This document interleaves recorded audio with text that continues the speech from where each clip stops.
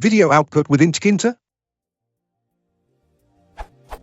I posted a similar question a while ago but haven't received any answers, so I thought I might ask a more generic question.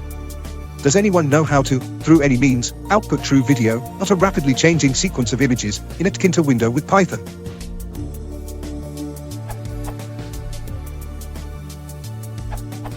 You probably need an extension like Video or QuickTime to do that. Not sure there is a Python-style wrapper for it available yet.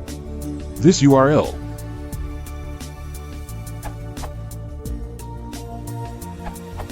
Python Tkinter can now play videos within the UI with sound. Check this module, Tkinter Video.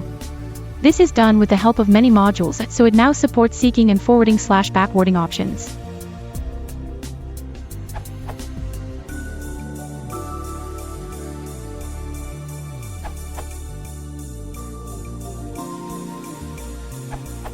If any errors occur, add it to the GitHub issues of the project.